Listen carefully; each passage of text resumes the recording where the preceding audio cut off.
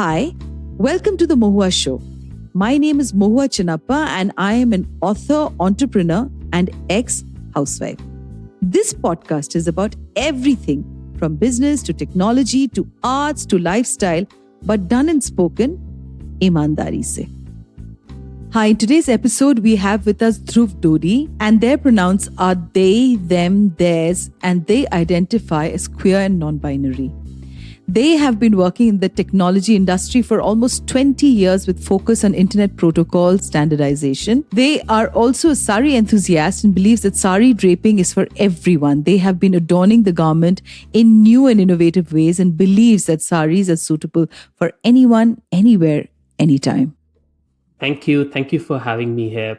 My saree journey sort of started with my mother's saree. My mother passed away when I was still in college, and like all her sarees were there with my dad, and my dad was moving houses and he asked, what do we do with these sarees? I have elder brothers who are married, but both my bhabis are in US, and you know these days people wear sarees only on special occasions, and the things have changed as it comes to the daily saree wearing. And that got me totally excited. I was like, don't you dare throw them away. I need all those sarees. I asked my dad, traveled to Gwalior, got the whole set of sarees with me. But initially I was wearing these sarees as dhotis, as lungis, with kurtas, sort of like what I thought would be the only way I could wear sarees. But then sort of the lockdown stuck. And then you were always somebody who wanted to dress up, and dressing up was sort of important to you. And when you had nowhere else to go, you had lockdowns, but sort of Instagram and other things made you dress up for yourself. And at that time, I just sort of a light bulb went through that. Why am I not wearing sarees in so many other ways that I could wear them? What is stopping me?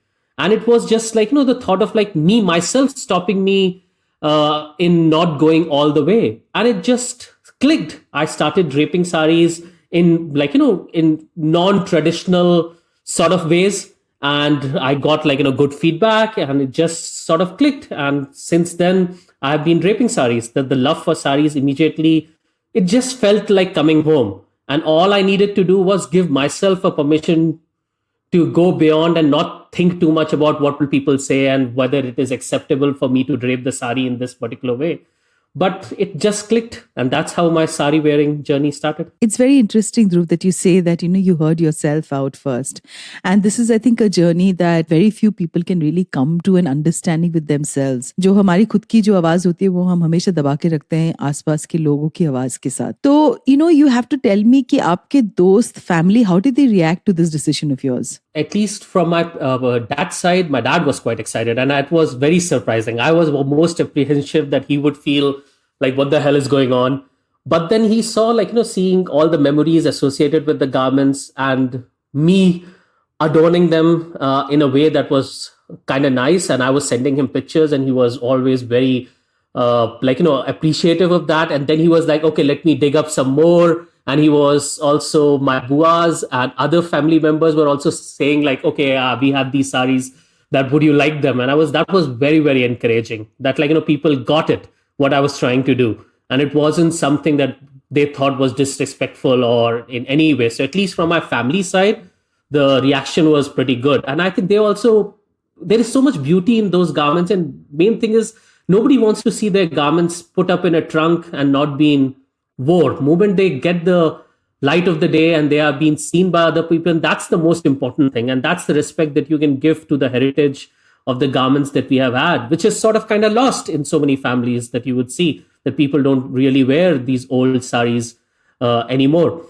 With my friends, it was sort of a mixed. They were like, we don't know what's going on. But then slowly, they got it, in the sense how important it was me, how I was confident wearing them, and how, it is just a way for me to get my creative juices flowing. And saree is such a versatile garment that you can change it up. You can wear it in so many different ways. You can pair it down, you can pair it up, you can go all glam, you can go basic. you can do anything, and people got that. And my friends went on a journey with me. They were like, okay, what the hell, are you going to wear saris everywhere? I was like, yes, because saris can be worn anywhere. I wear them to dance floors, I wear them to clubs, I wear them to shopping, anything, brunches. And you realize that saris are truly versatile. And initially the reactions were sort of mixed, but now it's all positive. How wonderful. How wonderful. So many of your pictures online, you pose like a goddess. So कोई एक goddess है जिनसे आप inspiration लेते हो dressing के लिए? We have all had pictures of our gods and goddesses at our homes who are dressed in this amazing, beautiful way. And there is nothing about gender there. It's not a thought. Anybody could wear any garments. They are draped beautifully. People are wearing earrings and all the jewelries.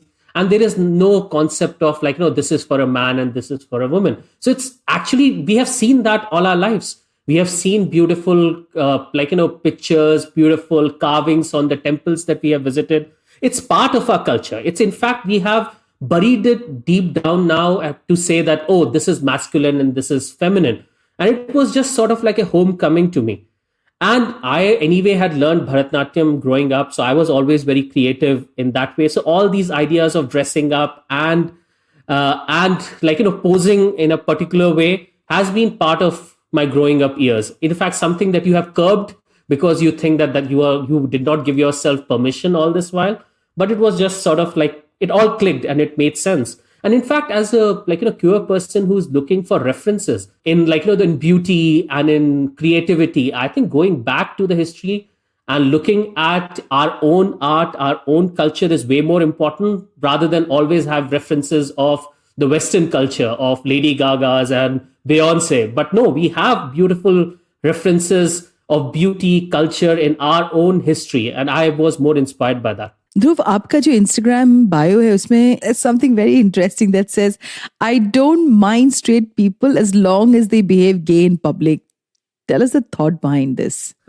This is kind of very interesting. It actually came from when I first came out. Many people were like, yes, you can live your life. It's completely fine. Be gay. But why do you have to tell people? Why do you have to always put it out there? Why are you so flaunting it?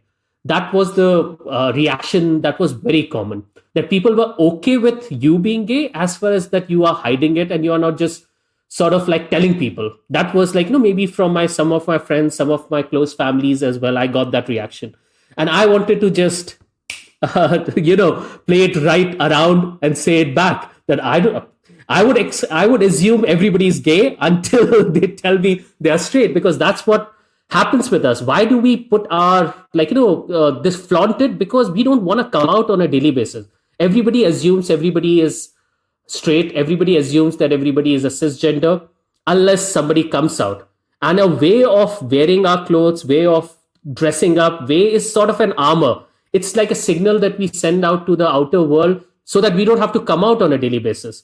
And my idea of putting this, that I don't mind straight people as long as they behave gay in public, is just turning the thing around. That could exactly be the future from my point of view. That I would assume everybody is gay unless they come out and tell me they're straight. How wonderful, Dhruv.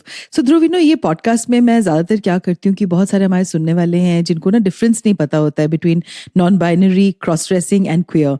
तो बहुत सारे सवाल है, बहुत सारे questions हैं और मेरे ख्याल से आप you'll be the right person actually to take us through this entire understanding. And also how when you sent your bio to me, it said that the pronouns are they, them, theirs. ये थोड़ा सा आप हमारे सुनने वालों के लिए जो बहुत सारे हैं उनमें से जो जिनकी समझ शायद सीमित है, it's a limited understanding. Sure. So let me start with cross-dressing. Cross-dressing is just an act. It's an act where you decide to wear clothes that are not associated with your sex. So you are wearing clothes of opposite sex. It's not about your gender. It's not about your sexuality. It is just an act. So cross-dressing जिसे बोलते हैं, basically वो straight people भी कर सकते हैं, gay people भी कर सकते हैं, anybody can do it. It's just the idea of wearing other genders' clothes. So that is cross-dressing. And I don't call myself as a cross-dresser. Why? Because I'm not saying that I'm wearing clothes associated with opposite sex, because my sex itself is non-binary. And what I mean by non-binary is, in dunya mein, everything is sort of male, female. So that are the binaries. And when you say that, no, the world cannot be just male and female. There are so many things in between. And that is basically the idea of non binary. We are rejecting the notion that there are only two genders in the world. There can, in fact, be no gender, there can be multiple gender, or you could feel like one gender at one time and another gender at another time. So, the idea of everything being binary, that is what we reject. And as you were quoting earlier, that binary is your computer code, which is one and zeros. But the world is not like that. In fact, even in our history, even in our mythology, even in our culture, we have seen that world is never like that. We have gods who change gender, we have mixed gender, we have, we have always seen hijras in our Indian cultures, always on the street. So we have always been aware of it. But we still, when you go online and you are filling a form, you are given two options, male or female. That is what we are going against it. Let's not put everything in the world in binary, only two choices. When your life is filled with multiple choices. In biology, we do not have only two choices, while in coding, you might have two. So that's the idea of non-binary. And I identify as a non-binary person. That is, especially for me, the idea is I would in fact feel that there are so many things which have gender associated with it when it shouldn't. Why is my deodorant has to be a man's deodorant and my shoes have to be a female heel? It should fit your body. It should fit who you are. And you should be allowed to wear and feel both at the same time without people perceiving you of one gender at all times. So that's the idea of non-binary. And queer is basically, it literally means odd. It was in fact a negative term that was used against gay people for a while. It was considered offensive, but now it is actually people have taken the power back. And it is sort of an umbrella term used for everything which is non-straight and non-cisgender. And in my case, I don't use the word gay again because gay is sort of sometimes it's you are cisgender and then you are attracted to another cisgender or another male. In my case, I prefer the word queer because my attraction and my gender is much more fluid in that way. So that's why I like the term non-binary queer. And I don't consider what I wear as cross-dressing. I'm not trying to dress up as somebody else. I'm dressing like me. And that's why, some people think of my dressing as also a drag, which is like you have heard of the term drag queen and RuPaul drag race and all these things, which are quite popular now, which is when a person dresses up or impersonate a female sex. I'm not impersonating anybody. I'm just being my true self. So that's how I define it. I hope I was able to clarify these things. Absolutely, Dhruv. You've really clarified and you've said a lot for me. आपकी बातों के साथ, we have a lot in common because मैंने भी अपने आप को reinvent किया है और बहुत सालों तक घर पे बैठ के वो जो reinvention हुआ मेरा वो आसान जर्नी नहीं था because ज्यादातर लोग सोचते हैं कि आप घर पे बैठे रहोगे तो आपका बहुत ज्यादा दिमाग नहीं होगा. वो जो reinvention है वो दूसरा जो word जो इस्तेमाल करते हैं हम लोग reinvention के लिए revamping. Dhruv, why don't you share with our listeners a little bit about this entire revamping that you did of your wardrobe, which was really a very personal thing of yourself, What were the feelings? If somebody is listening to this podcast and they need to go into their inner selves and they are frightened to take on this entire revamping of themselves, what is it that they need to do? What is it that they should be prepared to face internally and with the external world? And this is a very interesting topic and very close to my heart as well, because I have been thinking about it. In the sense, I'm now 40 and I look back at my older pictures and this, and I was like, I can see the essence of me still being there. I see myself, I was quite gay, I was flamboyant, but I did not give myself permission to do a lot of things. Why? And I think back, why I did not give myself permission. What was stopping me? It was not something I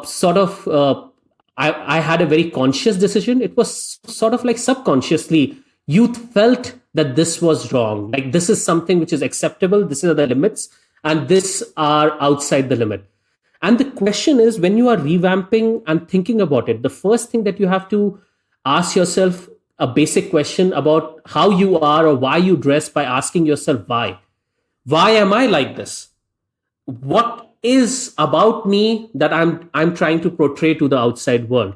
And then you have to break down walls that you have subconsciously put up in your mind of what is acceptable, what I should be doing, what I feel comfortable in.